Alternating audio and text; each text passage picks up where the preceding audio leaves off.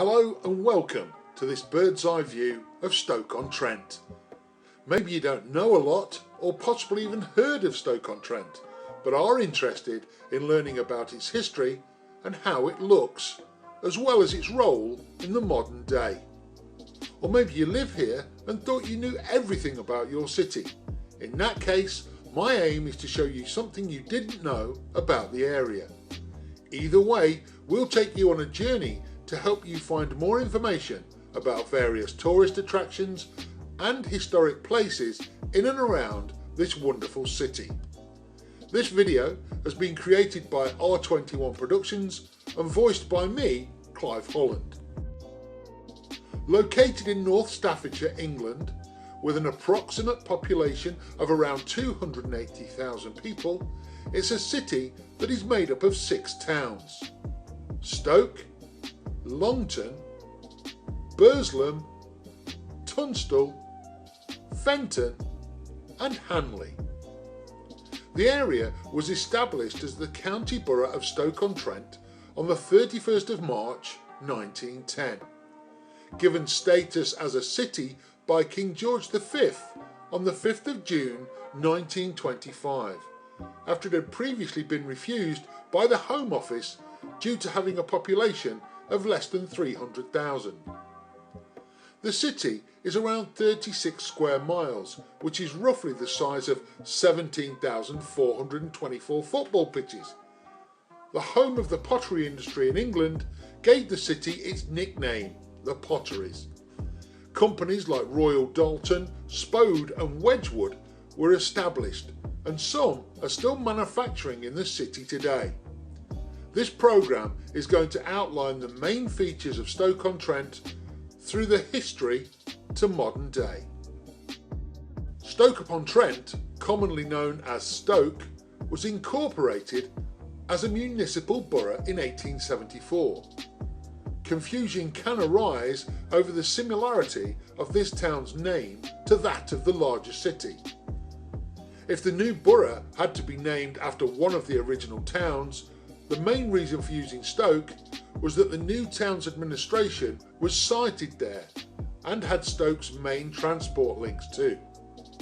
The river, canal, mainline railway and trunk road passed through the centre of the town. Stoke also had the main railway station, making its name perhaps the most familiar for those outside the area. It made sense to name the city after the oldest and most commonly recognised name, even though it was not then the most significant town from a commercial perspective. Owing to the confusion between the town and the larger city, there have been various calls, mainly amongst business leaders and academics, to rename either the town or the larger city. Proposals for the renamed town include Old Stoke, Stoke Minster and Stoke Town. Stoke City was founded as Stoke Ramblers in 1863. They changed their name to Stoke in 1878 and then added City to the name in 1925 when Stoke-on-Trent gained its city status. Their nickname, the Potters, is a nod towards the pottery roots of the city. They were one of the 12 founding members of the Football League way back in 1888. Their first and only major trophy to date, the League Cup, was won in 1972 when they beat Chelsea 2-1. The club's highest league finish in the top division was 4th, achieved in the 1935-36 and 1946-47 seasons. They played in the FA Cup final in 2011, finishing runners-up to Manchester City. Overall, they reached 3 FA Cup semi-finals in 1899 and then consecutively in 1971 and 72. Stoke have also competed in Europe on 3 occasions. Firstly in 1972-73, then 74-75. And most recently in 2011-2012 season. The club has won the Football League trophy twice, in 1992 and 2000. Their traditional rivals are West Midlands clubs, West Bromwich Albion and Wolverhampton Wanderers, whilst their near local rivals are Port Vale, with whom they contest the Potteries Derby. The Bet365 Stadium is home to Stoke City Football Club, who play in the Championship, that's the second tier of English football. Formerly, the ground was called the Britannia Stadium, renamed on the 1st of June 2016 due to the club's chairman Peter Coates being the chairman and major shareholder of Bet365. The capacity is for a crowd of 30,089.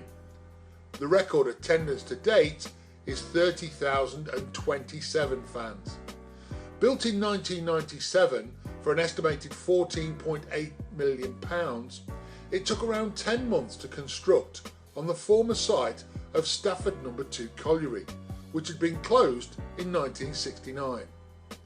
It was officially opened by Sir Stanley Matthews on the 30th of August 1997.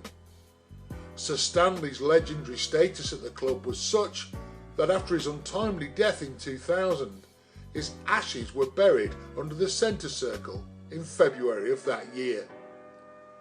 A statue showing different stages of his career was put up in his honour outside the ground. On the 27th of August 1997, Rochdale were the visitors for the historic first ever competitive match in a 1-1 draw in the League Cup. The first season at the new ground was a bad one for Stoke, however. They were relegated from Division 1, losing 5-2 at home to Manchester City on the final day of the season. The Victoria ground was where Stoke City played for 119 years. They moved to the ground in 1878 in a merger with Stoke Victoria Cricket Club. The first match hosted there was a friendly against Torque Rangers. Stoke City won 1-0. The ground took its name from the nearby Victoria Hotel. Originally an oval shape, but to accommodate a running track and used by the local athletic club, it was originally surrounded by grass banks on 3 sides and a small stand to house 1,000 people on the east side of Boothen Road. This was expanded upon over the years to reach its maximum capacity of 56,000, which changed to 25,000 before it was closed due to new FA regulations regarding all-seater stadiums. The ground also hosted 7 FA Cup finals. During World War II, the Butler Street stand was put to use as an army storage camp. The final game was to be played at the Victoria ground on the 4th of May 1997, when Stoke completed their Division 1 campaign with a 2-1 win over Midlands rivals West Bromwich Albion. And the final goal was scored by Stoke's Graham Kavanagh. As you can see, the ground has now been demolished as of June 1997 and has given way to a housing estate which contains various reminders of the ground that once stood there. Spode is a brand of pottery and homewares founded by Josiah Spode in 1770, responsible for perfecting 2 extremely important techniques that were crucial to the worldwide success of the English pottery industry in the century to follow. They were transfer printing in underglazed blue on fine earthenware in 1783 to 1784, a development that led to the launch in 1816 of Spode's Blue Italian range, which has remained in production to the present day, and developing the formula for fine bone china that was generally adopted by the industry in and around 1790. Today, Spode is owned by Portmeirion Group, another pottery and homewares company. Josiah Spode is known to have worked for Thomas Wheeldon, another significant English potter from the age of 16 until he was 21.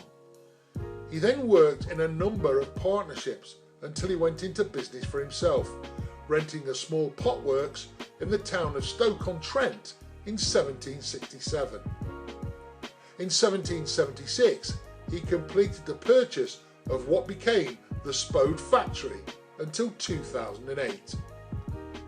His early products comprised earthenwares such as creamware, which was a fine cream-coloured earthenware, and pearlware, a fine earthenware with a bluish glaze, as well as a range of stonewares including black basalt, caneware and jasper, which had been popularised by Josiah Wedgwood.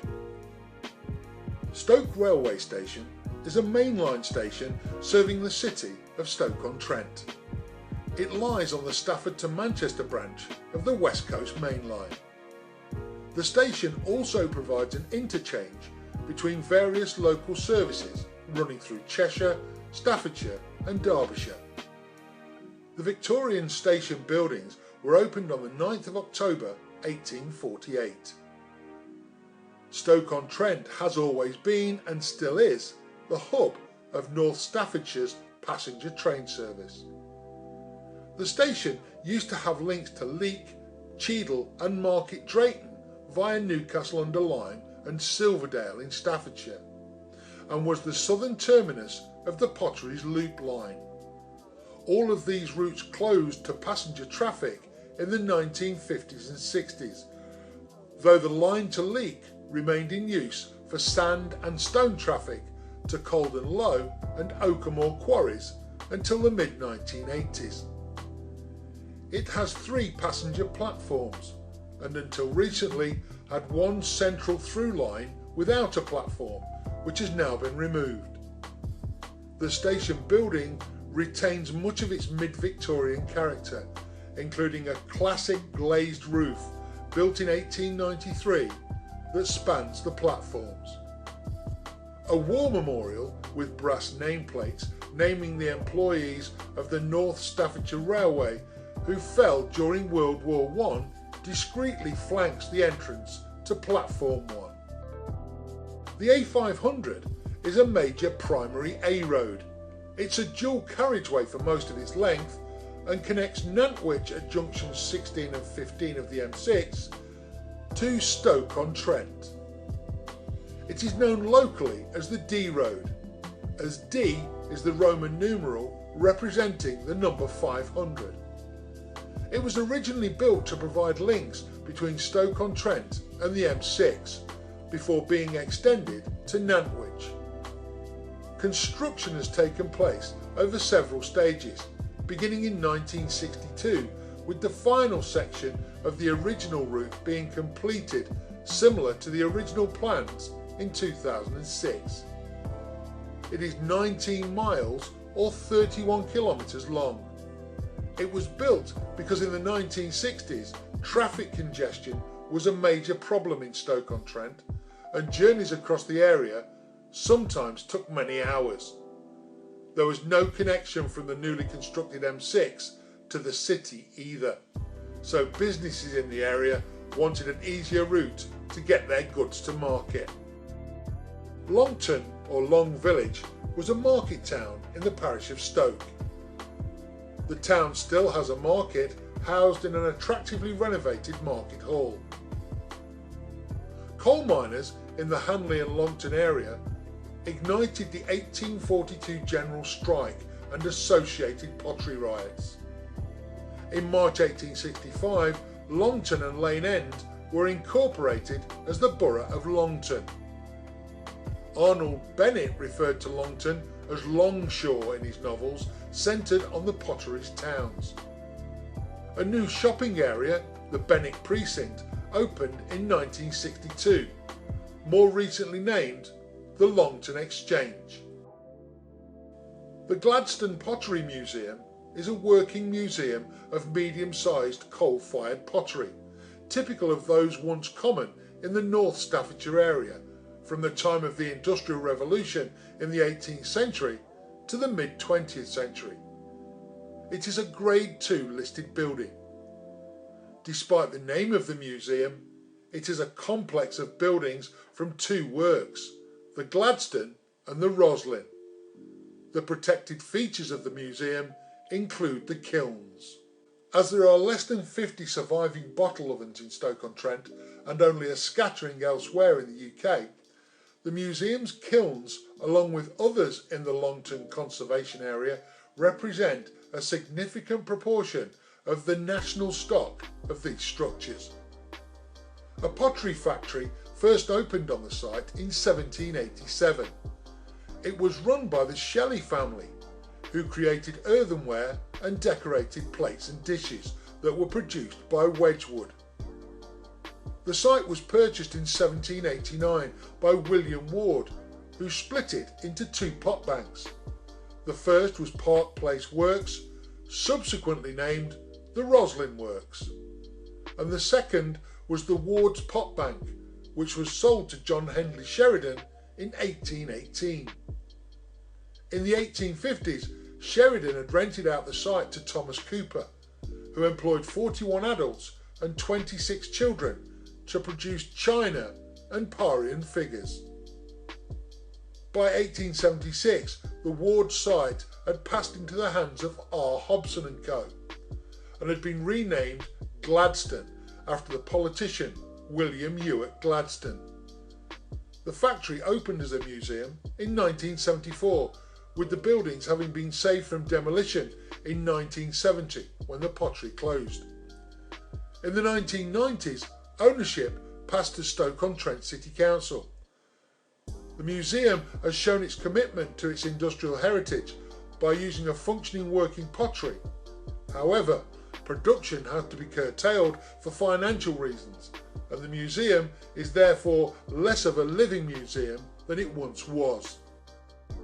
A bottle kiln or bottle oven is a type of kiln. The word bottle refers to the shape of the structure and not to the kiln's products, which are usually pottery, not glass. Bottle kilns were typical of the industrial landscape of Stoke-on-Trent. Despite being very inefficient, as supposedly 70% of the energy of the fuel burned was wasted, bottle kilns were constructed until the mid-20th century, after which they were replaced by other types of kiln as the industry ceased to be coal-fired. A bottle oven kiln is protected by an outer hovel, which helps to create an updraft.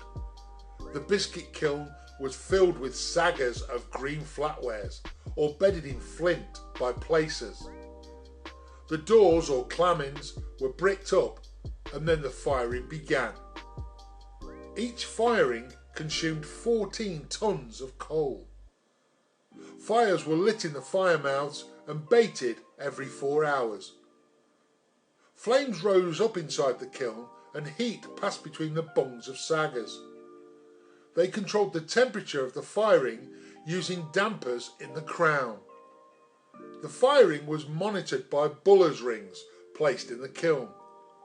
A kiln would be fired to 1250 degrees centigrade.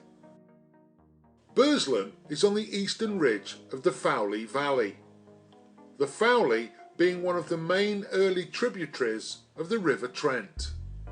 The town embraces the areas of Middleport, Dale Hall, Longport, Westport, Trubshaw Cross and Brown Hills. The Trent and Mersey Canal cuts through to the west and south of the town centre. A little further west, the West Coast Main Line Railway and the A500 road run in parallel, forming a distinct boundary between Burslem and the town of Newcastle-under-Lyme.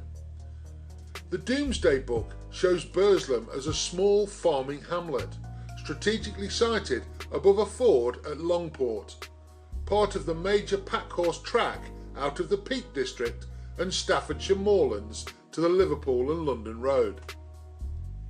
As far back as the 12th century, a thriving pottery industry existed, based on the fine and abundant local clays. The town boomed on the back of fine pottery production and canals, and became known as the mother town of the 6 that make up the city. Many of the novels of Arnold Bennett evoke memories of Victorian Burslem, with its many potteries, mines and working canal barges. Old Burslem Town Hall is a Grade 2 listed building, listed on the 2nd of October 1951. The old town hall was built between 1854 and 1857, replacing a previous town hall on the same site built around 1761.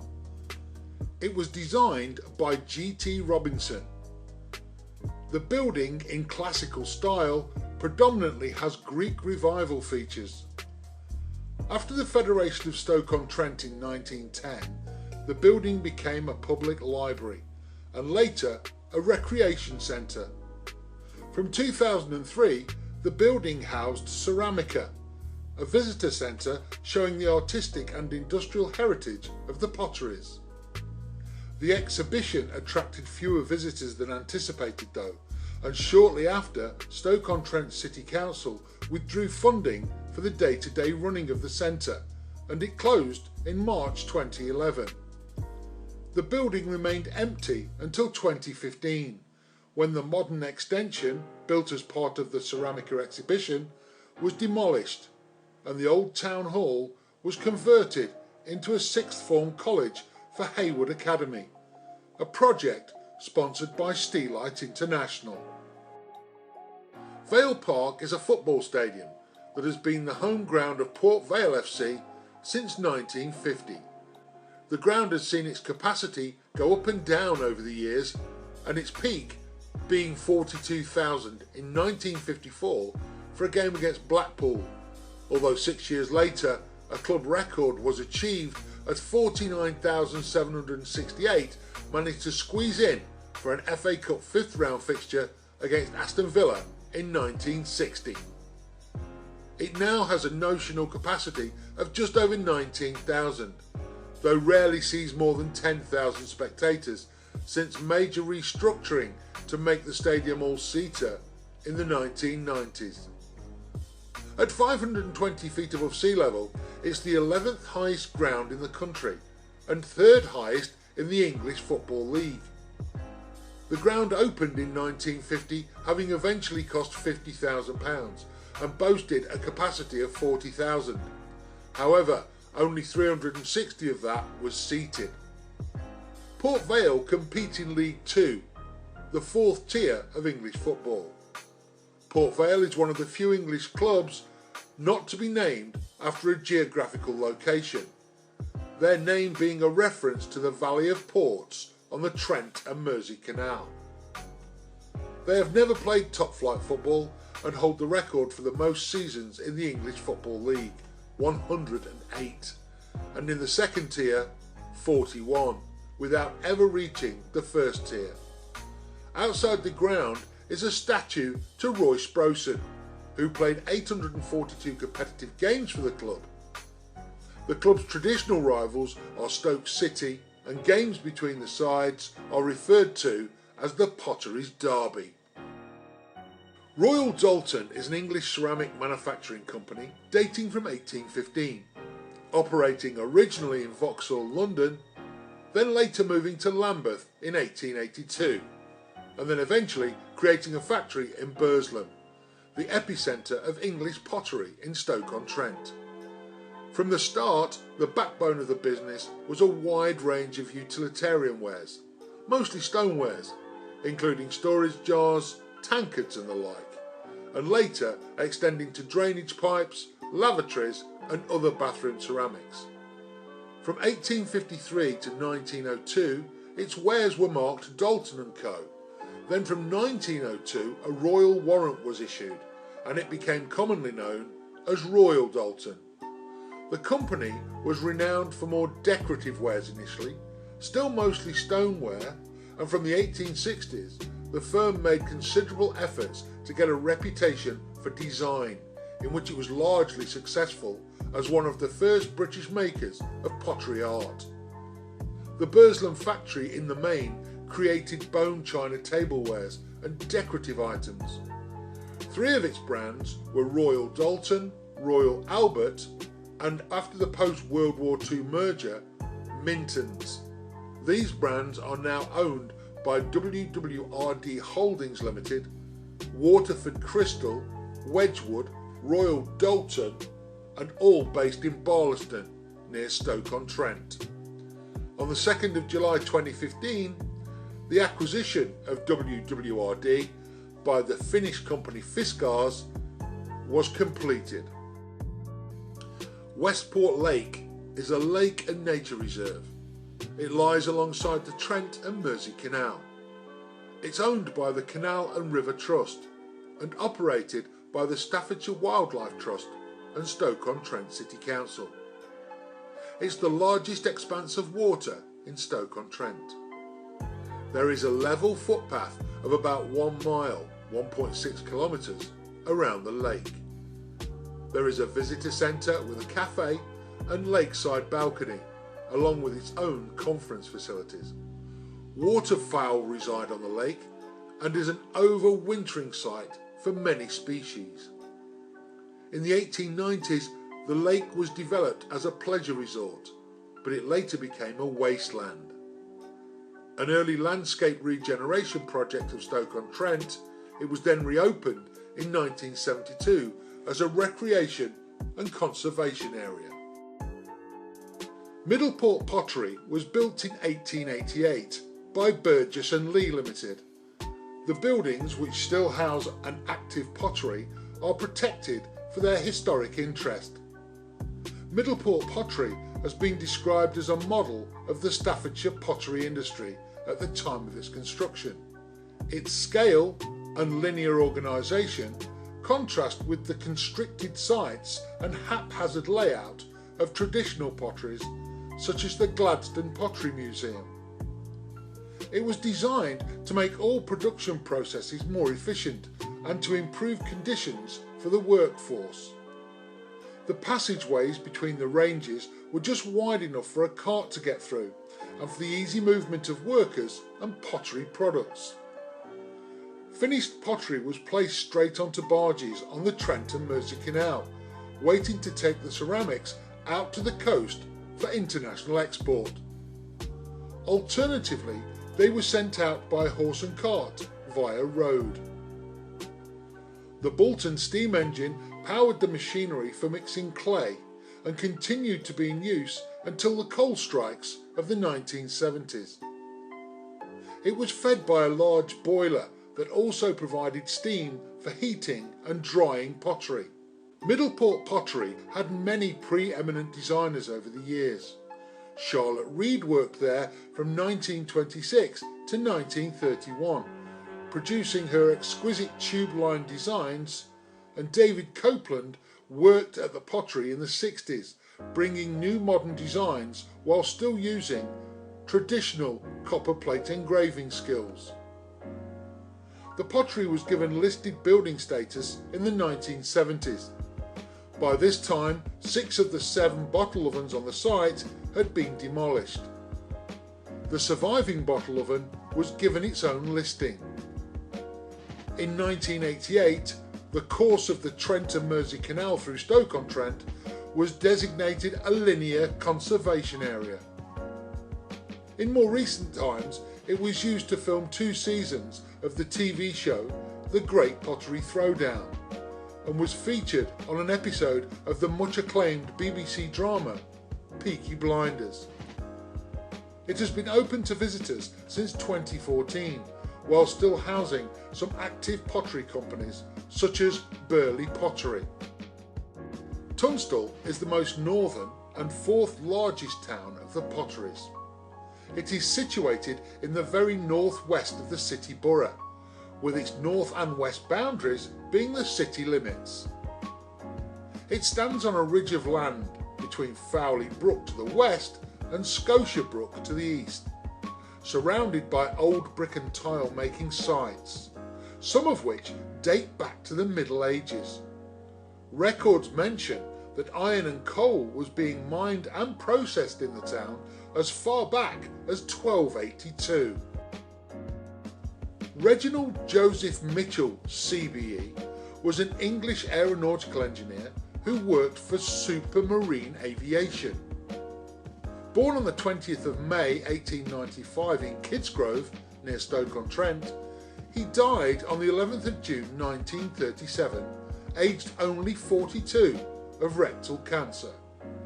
He is best remembered for his racing seaplanes, which culminated in the Supermarine S6B and the iconic Second World War fighter, the Supermarine Spitfire.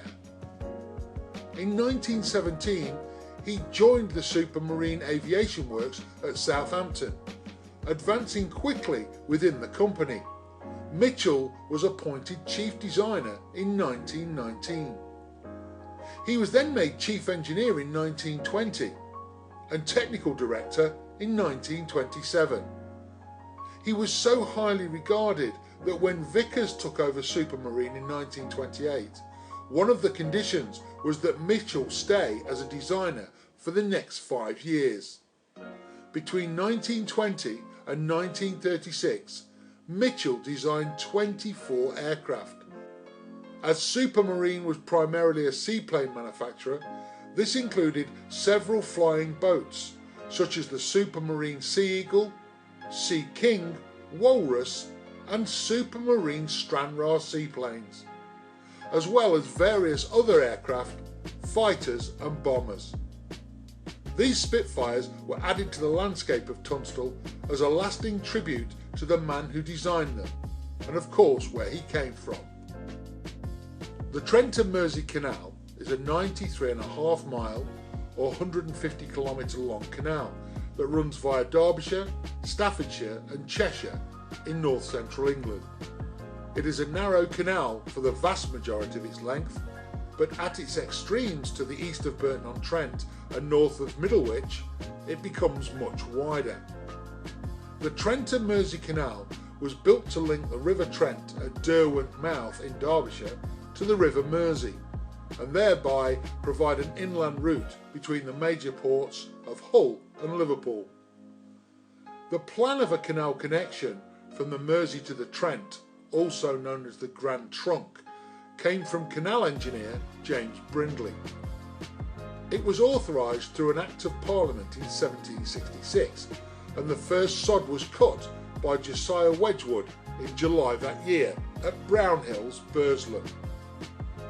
In 1777, the canal was completed, including more than 70 locks and 5 tunnels, and had its company headquarters in Stone. The first recorded notion to build a canal between the River Mersey and the Trent was put forward in 1755, though no action was taken at that time. James Brindley, the engineer behind many of the canals in England, created his first canal work on the Trent and Mersey, though his first job in charge of construction was on the Bridgewater Canal. In 1761, Josiah Wedgwood showed an interest in the construction of a canal through Stoke-on-Trent, as the location of his Wedgwood pottery business depended on safe and smooth transport of his pots. Pots transported by road were liable to be damaged and broken, and a canal near to his factory would provide fast and safe transport for his wares. Wedgwood's plans were not to connect the two rivers by canal, but to connect the potteries to the River Mersey. 6 years before the opening of the Trent and Mersey Canal in 1771, Wedgwood built the factory village of Etruria on the outskirts of Stoke-on-Trent, close to the canal. The only obstacle that still had to be tackled by the canal company was the hill at Kidsgrove. A tunnel was eventually dug at Harecastle to overcome the problem. James Brindley's tunnel was the original tunnel to channel through the millstone grit and granite of the Harecastle Hill. It was over 1.5 miles long. It took nearly 11 years to complete and was finished in 1777. Over 600 miners and masons worked with explosives in a series of shafts along the line of the tunnel. Hard rock and quicksand made tunnelling difficult, and flooding was a constant problem. Such dangerous work meant that many of these early navigators lost their lives. As traffic increased, a new tunnel was planned as part of improvements to make the Trent and Mersey Canal more competitive. Built by Thomas Telford, it was completed in only 3 years and even had a towpath. However, few horses would walk through such a long tunnel in the dark. so men were employed to leg the boats through. For many years the two tunnels operated together, with each tunnel taking traffic in opposite directions. By 1914 there was so much subsidence in Brindley's tunnel that it had to be closed. This threatened the prospect of traffic jams. So to speed things up, traffic tugs were introduced to haul trains of boats. As there was no ventilation to take away any fumes, these tugs were powered by electricity. Originally, the tugs were powered by motors using batteries, but overhead electric cables were soon introduced to improve efficiency. Around 200 boats a day passed through the tunnel in trains of 21 boats. The rusty orange waters of the canal were caused by iron in the water draining from the old mines in Harecastle Hill. Fenton is often referred to as the Forgotten Town because it was omitted by local author Arnold Bennett from many of his works based in the area, including one of his most famous novels, Anna of the Five Towns. The name Fenton means Fen Farm. Fenton started to become populated when a group of farms and private small holdings were built there, alongside a lane running from the southern reaches of Hanley. By 1933 this lane was very busy and given the title of the A50. Around the 1750s the land was commonly known as Fenton Vivian. By the 1850s the area around Duke Street and China Street had become populated during the rapid development of the potteries. During the First World War, Fenton was bombed by the famous Zeppelin R21. At the site of Smith's Pool and the surrounding park in Fenton, there used to be one of the many clay pits or marl pits located in the Stoke-on-Trent area, mainly for supplying the pottery companies with materials they needed at a lower cost due to reduced transport of the materials. A clay pit is a quarry or mine for the extraction of clay, which is generally used in the manufacturing of pottery and bricks or Portland cement. Today, pottery producers are often not sited near the source of their clay and usually do not own the clay deposits. In these industries, the other essential raw material is fuel for firing, and potteries may be located near to fuel sources. Former clay pits are sometimes filled with water, like Smith's Pool, and used for recreational purposes such as sailing and scuba diving. As another example, the Eden project in Cornwall is a major redevelopment of a former China clay pit for educational and environmental purposes. Hanley was incorporated as a municipal borough in 1857 and became a county borough with the passage of the Local Government Act in 1888. Hanley was the only one of the 6 towns to be a county borough before the merger. Its status was transferred to the enlarged borough. Hanley City Centre has long been the commercial hub of the city of Stoke-on-Trent. Etruria Hall is a Grade 2 listed house as of 1973 and former home of the potter Josiah Wedgwood. It was built between 1768 and 1771 by Joseph Pickford. The hall was sold by the Wedgwoods in the 19th century and is now part of the 4-star Moat House Hotel, which is a member of the Best Western chain of independent hotels. The hall was the site of the innovative research into photography by Thomas Wedgwood in the 1790s. Due to financial difficulties, Etruria Hall was sold in the 1840s by Francis Wedgwood, who moved to the smaller, nearby Barlaston Hall. The house was restored as part of the 1986 Stoke-on-Trent Garden Festival, the second of Britain's national garden festivals, and incorporated as the centrepiece of the festival to lend it an historical dimension. After the end of the festival, the hall was one of the few buildings on the site allowed to remain. It is now the hotel's meeting and event centre, and the rooms are named after Josiah's business colleagues and friends, including the Prince of Wales and Earl of Granville. The walls of the hall are lined with prints of the Wedgwood family and Wedgwood pottery. The cellars beneath Etruria Hall were where Josiah Wedgwood performed some of his work developing new pottery bodies. The Etruria Works was a ceramics factory opened by Josiah Wedgwood in 1769. The factory operated for 180 years. Wedgwood had previously based his business in the nearby town of Burslem at the Ivy House Works and Brick House Works. In 1767, Wedgwood paid about £3,000 for his new site, which was then known as the Ridge House Estate. It lay directly in the path of the Trent and Mersey Canal, of which Wedgwood was a promoter. On one side of the canal, Wedgwood built Etruria Hall, and on the other side, a factory. The motto of the Etruria Works was Artes Etruriae Renaissunta, which is translated from Latin as the arts of Etruria are reborn. Wedgwood was inspired by ancient pottery, then generally described as Etruscan. There is a description of Etruria in the 1930s in J.B. Priestley's English Journey. By this time, the site was affected by mining subsidence, and plans were drawn for a new factory at Burslem, some miles south of the Trent and Mersey Canal. The new factory was built in 1938 to 40, and most of the old factory was demolished in the 20th century after the Wedgwood Company moved production to Burslem.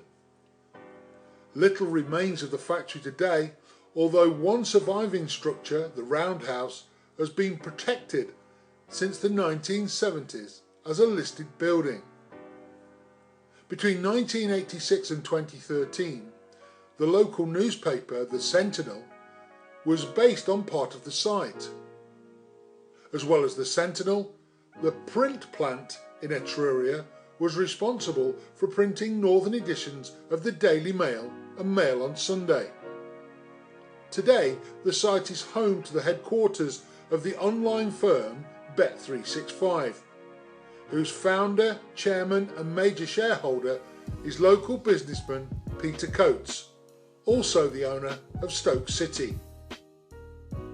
Waterworld is a water park located in Festival Park. The park attracts 400,000 visitors a year. The park first opened in 1989 and is generally open all year round. In 1999, Mo Chowdhury's family trust bought Waterworld from Rank Leisure for £1.5 million. At the time, the park was operating at a loss. Early in the 21st century, Waterworld began turning profits after a £10 million refurbishment. In the summer of 2019, 4 new rides came to Waterworld as part of their 30th anniversary. Mo Chowdhury is a well-known entrepreneur, a property investor, leisure investor, financial advisor and fitness enthusiast. He's also a motivational speaker, columnist and sports manager. He spent his early years in Pakistan before travelling to England and building an estimated fortune of more than £100 million, confirming himself as one of the most influential and successful businessmen in the country. He owns the M Club fitness centre chain too. He also appeared in the Channel 4 TV series Secret Millionaire and has made a number of other TV appearances. He is also manager of Stoke born and raised world's strongest man Eddie Hall and sponsors Paralympic medal winning rower Ian Marsden from the nearby town of Stafford. Stoke Ski Centre offers a dry ski slope experience that is perfect for skiing, snowboarding and tubing, and offers tuition as well as a free practice session.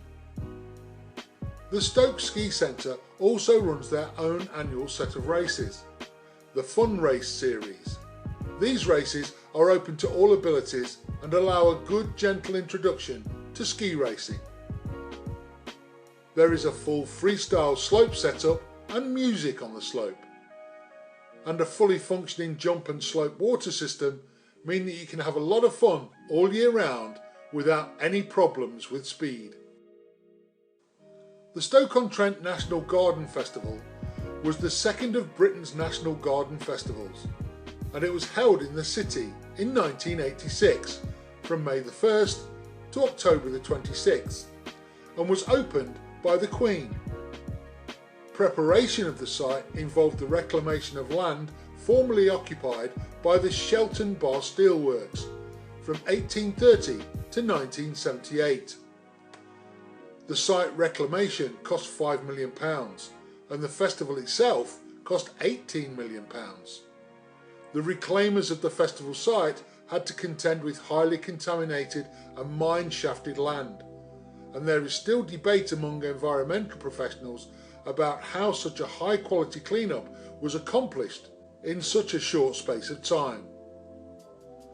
Around 300,000 trees were planted, and it is said these were mostly planted by a small team of older ex-steelworkers.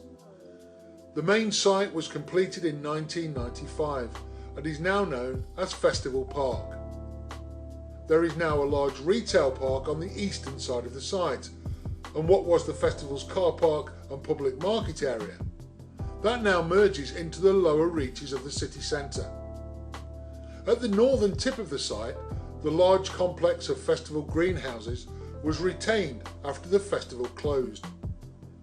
For decades, these operated as the City Council's plant nursery for the entire city. They have since been closed and the site is earmarked for a small geothermal power station, the feasibility of which is currently being tested via seismic tests and other investigations. Hanley Park officially opened on the 20th of June 1897. It occupies around 63 acres of land. The park was developed by the town of Hanley over a period of 5 years and cost approximately £70,000. It has been described as a good example of a late Victorian municipal park.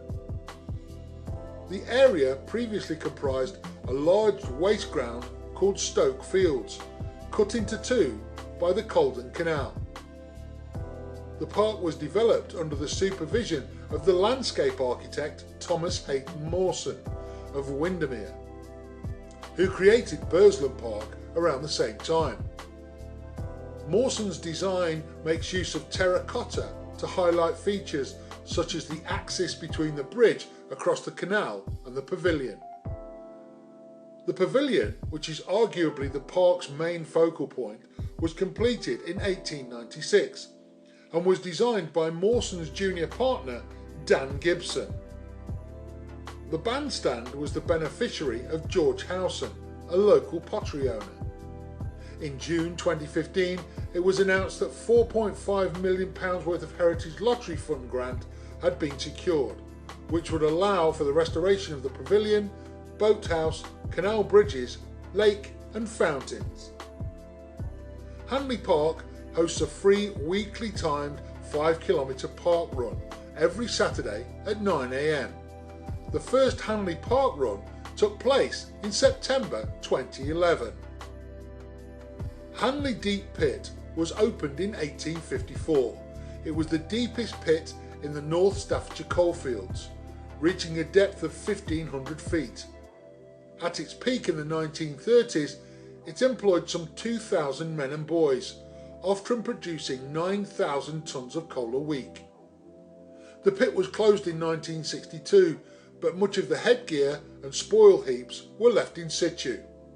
Then in the 1980s, the original site was cleared, landscaped and converted into Hanley Forest Park. The park is a beautiful green space in the heart of the city. It provides facilities for walking, cycling, dog walking, informal sports and skateboarding. The grassland provides an important home for insects, birds and unusual plants, while Carboniferous fossils can be found in the loose shale of the Pit Mound. Hanley Forest Park is next to the city centre and has the Stoke Skate Plaza, which is Europe's largest street-style skate park. There is also a safari-themed adventure play area and boulders to climb. Into Potteries, formerly the Potteries Shopping Centre, is an indoor retail centre in Hanley. Its name is a nod to the heritage of the city. The centre houses anchor outlets such as Primark, Next, a Starbucks coffee shop, River Island clothing store, H&M and HMV entertainment store, amongst many other shops. On-site facilities include a customer service desk, information and traffic kiosks, along with public toilets. The Hive is the latest addition to the Potteries Centre and is an outdoor leisure complex connected to the centre via the multi-storey car park. It consists of a number of restaurants, including Bon Pan Asian, Coast to Coast, Nando's, Frankie and Benny's, Chiquitos and a Pizza Express. The facility also includes a 9-screen multiplex cinema. The centre also contains access to the Hanley Market Hall, which dates back to the 17th century. The market opened at its current location in 1987, although it still stands on the grounds of the 1849 Market Hall. Emma Bridgewater is a British ceramics manufacturing company founded in 1985, which is named after Emma Rice, née Bridgewater. It is run by her and her husband, Matthew Rice, noted for their polka dot design amongst others. The company specialises in pottery with motifs drawing on techniques stretching back over 200 years. The company is one of the largest pottery manufacturers based entirely in the UK. Most of its products are made in its factory in the city of Stoke-on-Trent. In 2016, the company's namesake was made president of the Campaign to Protect Rural England. She is also a patron of the Heritage Crafts Association. The company emerged out of necessity when she was looking for a birthday present for her mother. Wanting to buy a cup and saucer, but being unable to find any that she liked, Emma created her own. In its first year, the company had a turnover of around £30,000, but by 2009 this had increased to almost 8 million and then to 11 million in 2010, employing 180 people. For the last few years, the Emma Bridgewater factory in Stoke-on-Trent has been the home to the Festival in a Factory, a 3-day literary festival where a number of authors, politicians, artists and celebrities give public lectures. Newcastle-under-Lyme is a market town near Stoke-on-Trent. The 2011 census recorded a population of 75,082.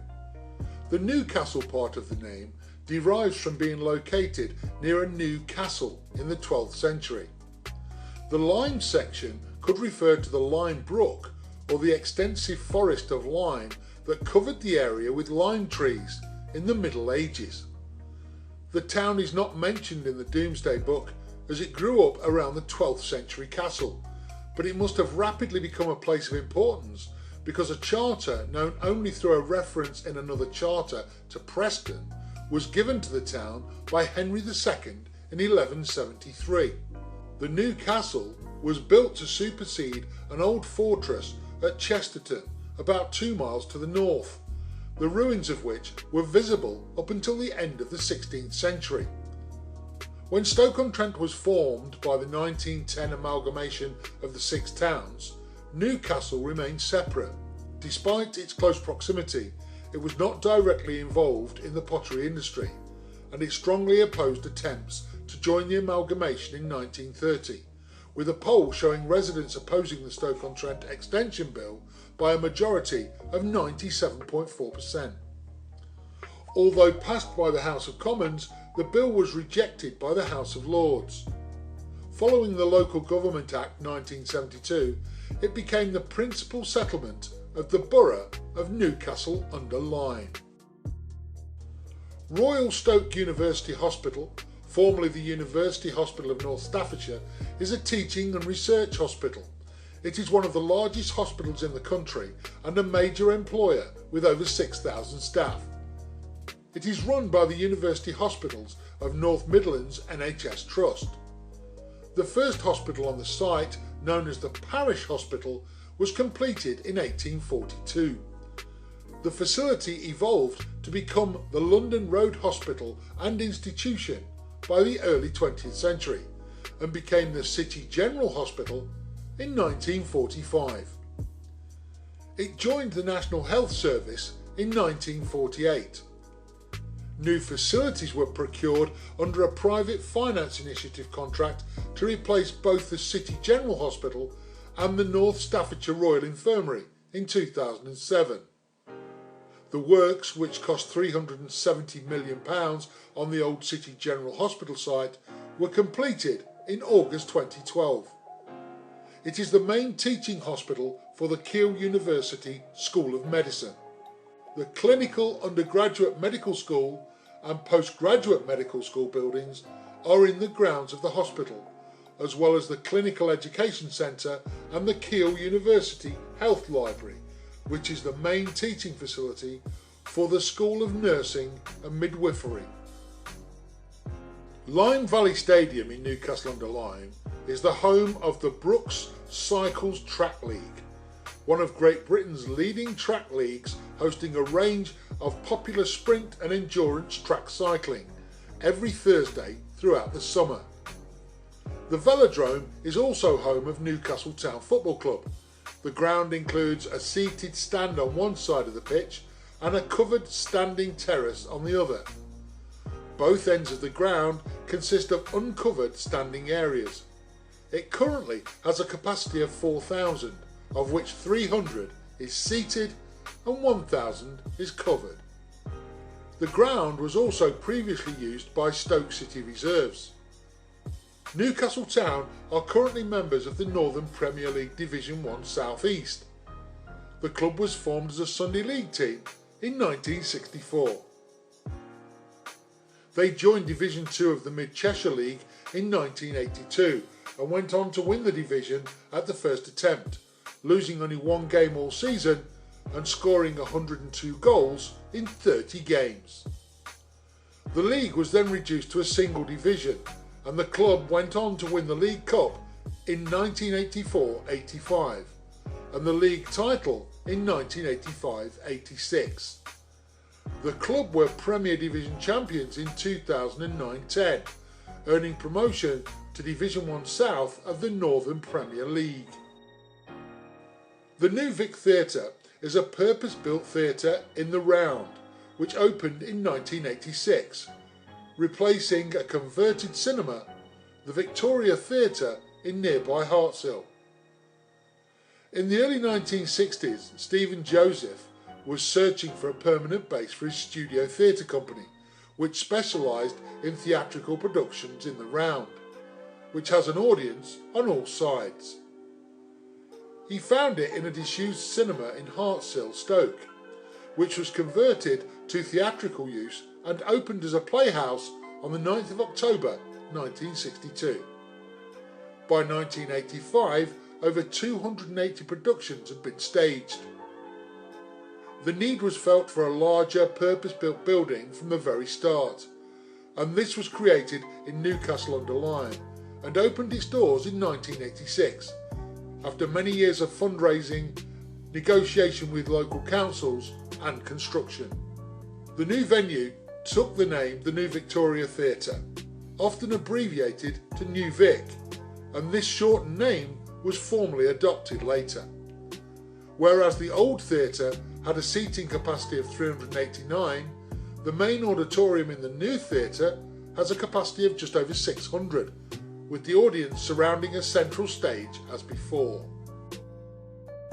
The main employer in Silverdale for well over 100 years was the Silverdale Colliery, also known locally as Kent's Lane.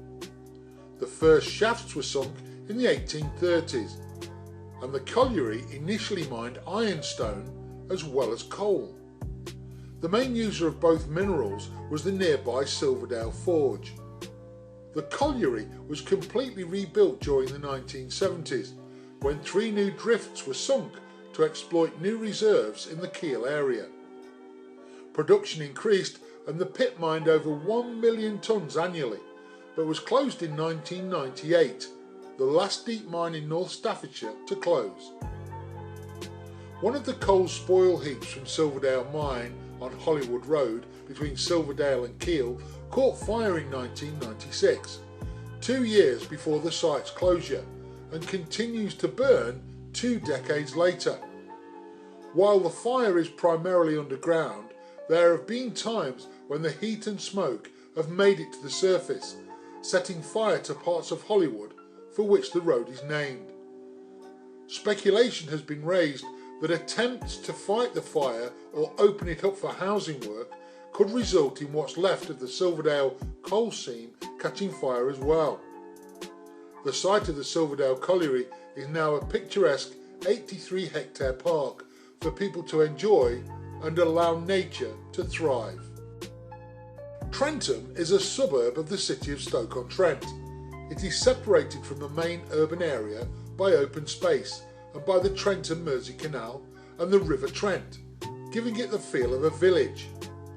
Werber, an Anglo-Saxon princess and the patron saint of the city of Chester, was born in Stone and died in Trentham in 699 AD. Trentham Village was the estate village for Trentham Hall and the Trentham Estate, the former country seat of the Dukes of Sutherland. It was not one of the historic 6 towns which joined to form a city in the original federation of Stoke-on-Trent in 1910. Trentham joined the federation a little later in the 1922 expansion. In World War I, the area was bombed by Zeppelin L-21 as well as Fenton. During the Second World War, the Trentham Ballroom was used as a clearinghouse by the Bank of England. The grounds were also used to station thousands of French troops who had fled Europe at the fall of France. Trentham's combination of history and geography, together with the area's significantly different demographics from the rest of the city, is often reflected in a tendency by Trentham's residents to consider themselves separate to Stoke-on-Trent rather than a part of it. Trentham Gardens are formal Italianate gardens, part of an English landscape park. The gardens are set within a large area of woodland. Together, these currently cover some 300 acres. In 2012, the Trentham Estate was selected as the site of a Royal Diamond Jubilee Wood, and new woodland of 200,000 native oak trees were planted on the estate. Since 2000, Trentham Gardens has undergone a successful and major £120 million redevelopment by St Modwin Properties as a leisure destination. The current regeneration project at Trentham includes restoration of the Italian gardens and adjacent woodlands. The overall aim is to avoid noisy theme park attractions and instead to offer authentic experiences to older people and younger children. Trentham Gardens hosted the first ever Mountain Mayhem, a 24-hour race which included some of the biggest mountain bike brands of all time, including Raleigh and Giant. 120 other teams also entered the course, which was just under 10 miles long. Trentham Monument is a monument to the first Duke of Sutherland, installed at Trentham Gardens in 1836. The monument was designed by Charles Winks, and the full-figure statue commissioned from the sculptor Sir Francis Leggett Chantry, and sculpted under the direction of Chantry's assistant Joseph Theakston. A memorial committee under the direction and control of the Countess Duchess and the second Duke of Sutherland directed the commission and installation of the monument, and in 1833 the original design for a simple Roman Doric column was abandoned in favour of Charles Winks' design for a monumental pillar surmounted by a statue of the Duke. It is built entirely of limestone. The Duke of Sutherland was, on his death, the greatest landowner in the country and a man of great influence in the world of arts, politics and industry. However, his reputation as a man of great benevolence who cared for his tenants has been questioned by his infamous involvement in the Highland clearances. Wedgwood was established on the 1st of May 1759, incorporated in 1895 as Josiah Wedgwood and Sons Limited, a manufacturer of fine china, porcelain and luxury accessories. Wedgwood's founder wrote as early as 1774 that he wished to preserve samples of all the company's works, and he began to do so. The first formal museum was opened in May 1906 with a curator named Isaac Cook at the main Etruria works.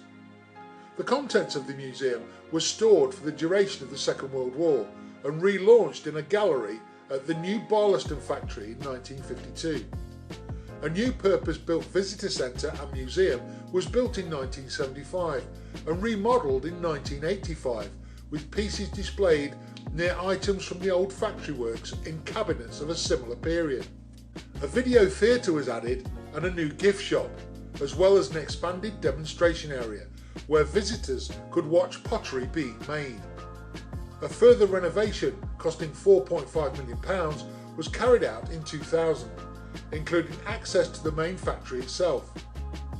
The museum, managed by a dedicated trust, closed in 2000, and on October the 24th, 2008, it reopened in a new multi-million-pound building. In June 2009, the Wedgwood Museum won a UK Art Fund prize for museums and art galleries for its displays of Wedgwood pottery, skills, designs and artefacts. The collection, with 80,000 works of art, ceramics, manuscripts, letters and photographs, faced being sold off to help satisfy pension debts inherited when Waterford Wedgwood plc went into receivership in 2009. The Heritage Lottery Fund, the Art Fund and various trusts and businesses contributed donations to purchase the collection. On December the 1st, 2014, the collection was purchased and donated to the Victoria and Albert Museum. The collection will continue to be on display at the Wedgwood Museum on loan. Staffordshire Moorlands is a local government district in Staffordshire. Principal industries are agriculture, fashion and tourism. The district was formed on April 1st, 1974 under the Local Government Act of 1972 as a merger of the urban districts of Biddulph and Leek along with Cheadle and Leek rural districts. Visitor attractions include the National Trust property Biddulph Grange, the UK's largest and #1 theme park, Alton Towers Resort, and the annual Leek Arts Festival. There are also a variety of outdoor pursuits, such as rock climbing at the Roaches, sailing at Rudyard Lake and Tittersworth Reservoir, and cycling at Mowcop and Gun Hill. Chatterley Whitfield Colliery is a disused coal mine on the outskirts of Chell. It was the largest mine working in the North Staffordshire coalfield and was the first colliery in the UK to produce 1 million tonnes of saleable coal in a year. The colliery and Pithead Baths complex are on the Historic England's Heritage at-risk register due to being in a very bad condition and not in use. In September 2019, it was named on the Victorian Society's list of the top 10 most endangered buildings in England and Wales. Widely acknowledged to be the most comprehensive surviving example of a deep mine site in England. During the early morning of Monday, February 7, 1881, there was a serious fire and explosion at Whitfield. The latter fire was caused by the misuse of an underground blacksmith's furnace, which resulted in an explosion, killing 24 men and boys. The force of the explosion caused the collapse of the Laura pit, and the entire shaft and pit top were abandoned. At the same time, the Institute shaft had to be partly filled, in an effort to extinguish the fire. Later, an enquiry into the explosion was held at the nearby Norton Arms public house, while at Stafford's Assizes, the manager, Edwin Thompson, defended himself against a charge of manslaughter and was acquitted. After coal production stopped at Chatterley Whitfield on Friday, March the 25th, 1977, a brave venture was started by an independent charitable trust to turn the colliery into Britain's first underground mining museum. The museum was closed on Monday the 9th of August 1993 and put into the hands of the liquidator. Ford Green Hall was listed as a Grade 2 farmhouse as of the 2nd of October 1951. Now a historic house museum, originally built in the 16th century. Expanded upon or repaired in the 18th century. The grounds contained an 18th century dovecote, which is also Grade 2 listed. Originally, it stood in 36 acres of farmland, but this has been gradually encroached upon over the years, so that now it is surrounded by comparatively small grounds. Beyond its grounds, there is now a housing and nature reserve. The hall is thought to have been built in 1624 for Hugh Ford, a local yeoman farmer, remaining in the Ford family for some 200 years. A brickwork extension was added to the property sometime in the 17th century, most likely replacing or renovating a previous structure. The Fords had left the area by the 19th century, and after a series of tenants it was split into 3 separate dwellings. The property was purchased by Stoke-on-Trent City Council in 1946 and following restoration opened as a museum in 1952. Ford Green Hall is now operated as a museum and has been furnished as a 17th century yeoman farmer's house. The museum includes a number of original textiles, ceramics and pieces of furniture, as well as some reproductions. Following budget cutbacks by Stoke-on-Trent Council in 2011, the museum was faced with closure. However, in early 2014, a deal was finalised to pass the management over to Ford Green Hall Limited, a charitable organisation led by local volunteers.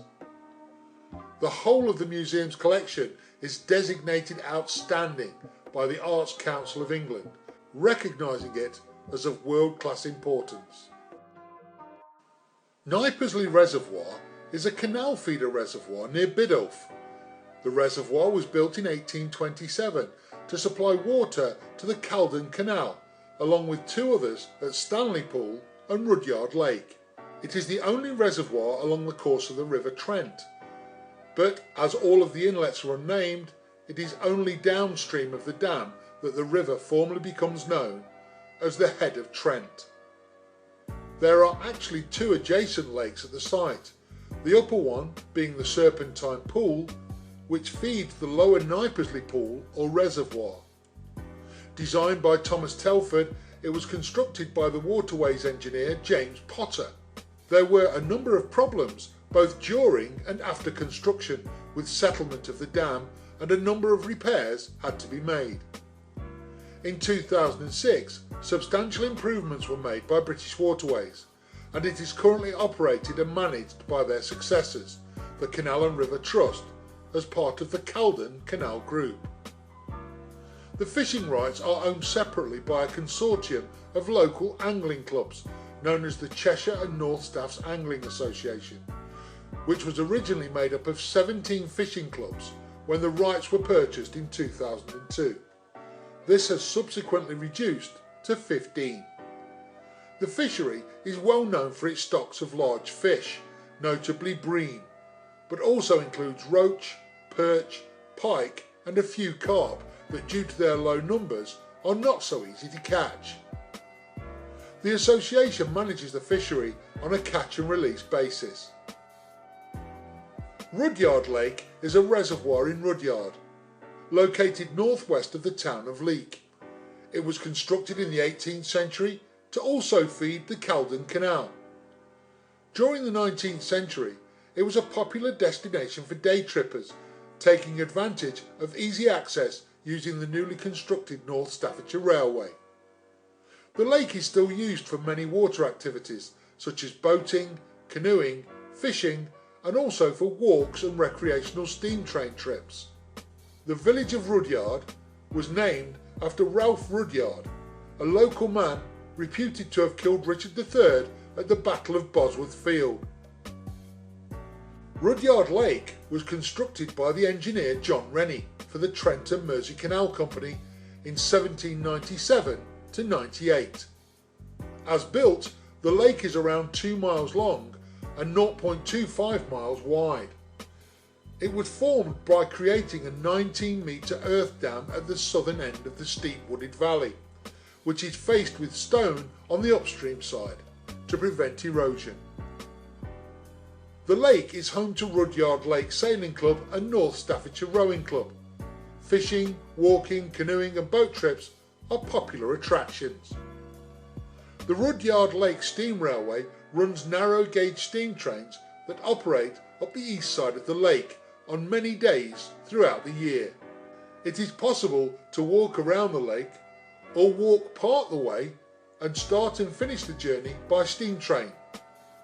The BBC's motoring show Top Gear held a challenge at the lake in 2006 to see which presenter had designed the best amphibious car.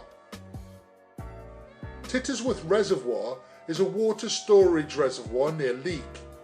The reservoir and associated water treatment works are owned and operated by Severn Trent Water. The reservoir was built in 1858 and extended in 1963. Tittersworth is the second largest reservoir by volume in the county of Staffordshire. There is plenty of activities to take part in at Tittersworth Reservoir, such as walking, bird watching, water sports and fishing. And the facilities include a large adventure park and a visitor centre containing a cafe, shops and a restaurant. Gun Hill is an undistinguished hill at the southern end of the Peak District. The hill is mainly moorland with some small wooded areas. Gun Hill is often overlooked by walkers who prefer the neighbouring peaks of the Roaches, Hencloud and Ramshaw Rocks. However, it still features typical moorland scenery and some pleasant hill walking. The hill overlooks the town of Leek in the Staffordshire Moorlands, which is an ideal base for visiting the Peak District and National Park. The hill often features in the itinerary of the Tour of Britain cycle race. The Roaches, from the French Les Roches, meaning the rocks, is a prominent rocky ridge above Tittersworth Reservoir. The ridge, with its rock formations, rises steeply to 505 metres. Along with Ramshaw Rocks and Hencloud, they form a gritstone escarpment, which is popular with hikers, rock climbers and free runners. It is often very busy, especially at weekends. The Roaches estate, which includes Hencloud, was purchased by the Peak District National Park Authority in the 1980s to safeguard the area from adverse development. From May 2013, Staffordshire Wildlife Trust took on the management of the Roaches estate. The Roaches are the most prominent part of a curving ridge which extends for several miles from Hencloud in the south to Back Forest and Hanging Stone in the northwest. At the top there is a small pool called Doxey Pool that is, according to legend, inhabited by a water spirit. Nearby are the broad hills of Gun and Morridge. In the 1930s, 5 Australian Bennett's wallabies were released into the wild from a private collection. A small colony is believed to continue to live there.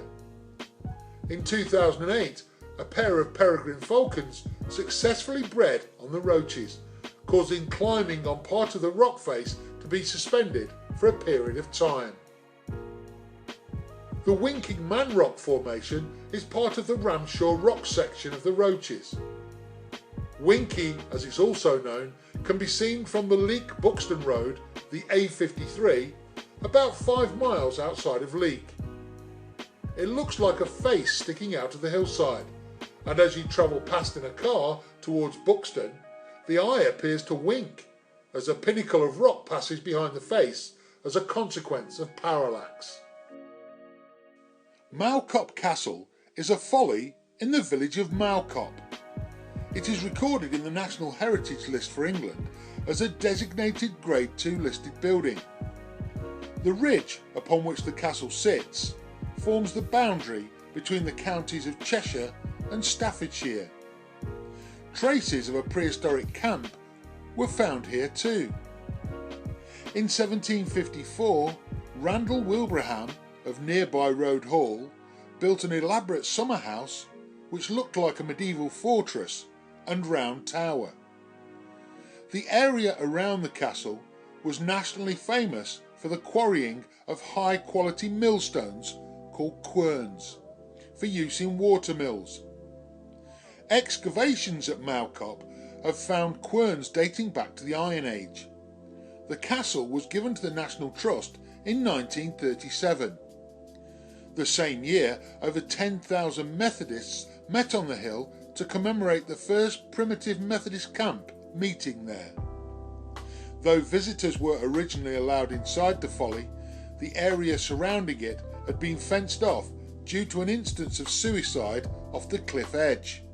On the turn of the millennium, in the year 2000, a large fire was lit beside the folly as part of a network of communicating beacons across the country.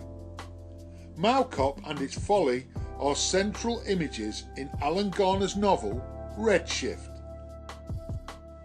Biddulph Grange is a National Trust landscape garden in Biddulph. Behind a gloomy Victorian shrubbery there's a gloomy Victorian mansion, but behind that lurks one of the most extraordinary gardens in Britain. It contains whole continents including China and ancient Egypt, not to mention Italian terraces and a Scottish glen.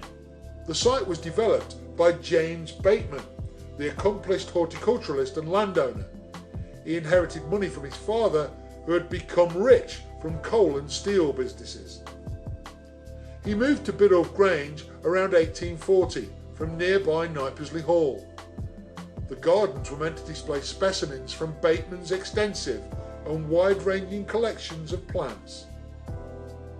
He and his wife Maria had a passion for plants and the money to indulge their interests, and as the house was enlarged, they began to work on the surrounding gardens. In 1861, Bateman and his sons, who had used up their savings, gave up the house and gardens, and Bateman moved to Kensington in London. Robert Heath bought Biddulph Grange in 1871. After the house burnt down in 1896, architect Thomas Bower rebuilt it. The post-1896 house served as a children's hospital from 1923 until the 1960s. In 1988, the National Trust took ownership of the property and its gardens, which have now been nearly fully restored, including digging out the Dahlia Walk area archaeology style to find forgotten features. Joseph Cyril Bamford Excavators Limited, universally known as JCB, is a British multinational corporation with its headquarters in Rochester, Staffordshire, manufacturing equipment for construction, agriculture, waste handling and demolition. It provides over 300 types of machines, including diggers, excavators, tractors and diesel engines. It has 22 factories across Asia, Europe, North America and South America. Its products are sold in over 150 countries. JCB was founded in 1945 by Joseph Cyril Bamford, after whom it is named. It continues to be owned by the Bamford family. The word JCB is often used colloquially as a generic description for mechanical diggers and excavators, and now appears in the Oxford English Dictionary, although it is still held as a trademark. In 1948, 6 people were working for the company, and it made the first hydraulic tipping trailer in Europe. In 1950, it moved to an old cheese factory and roaster, still employing 6 people. A year later, he began painting his products yellow. In 1953, his first backhoe loader was launched and the JCB logo appeared for the first time. Production of the first engine designed and manufactured by JCB, the JCB 444 diesel engine, began in 2004, and by 2006 the firm had 4,000 employees, twice what it had in 1975. Alton Towers Resort is an amusement park near the village of Alton, which is operated by Merlin Entertainments Group and incorporates a theme park, water park, spa, mini golf and hotel complex. Originally a private estate, Alton Towers grounds opened to the public in 1860 to raise funds. In the late 20th century it was transformed into a theme park and opened a number of new rides from 1980 onwards. In 2017 it was the second most visited theme park in the UK after Legoland in Windsor. It operates a total of 10 roller coasters and offers a range of accommodation and lodging options alongside the theme park.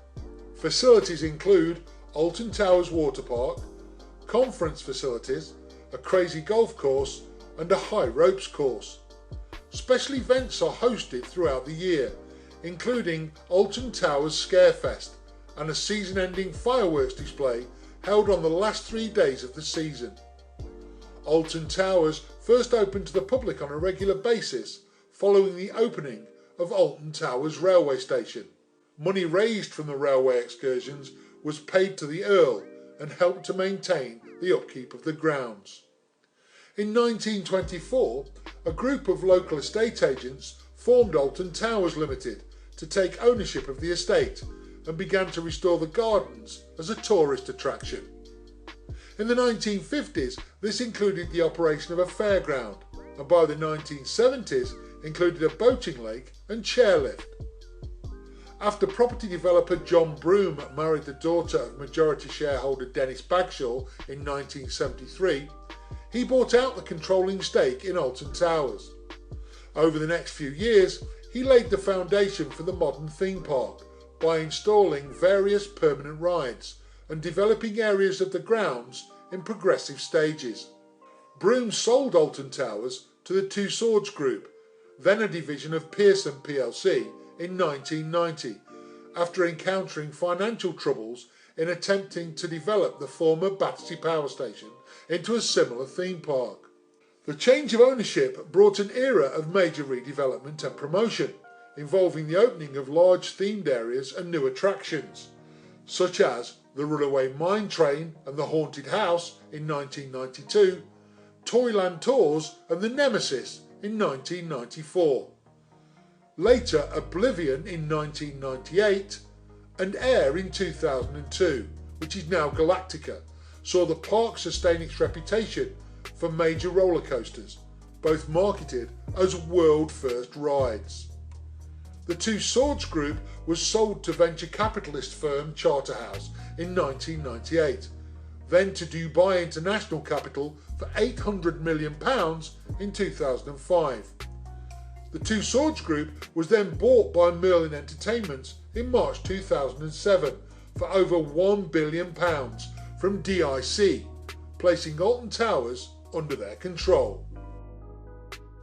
Alton Castle is a Gothic revival castle on a hill above the Churnet Valley in the village of Alton.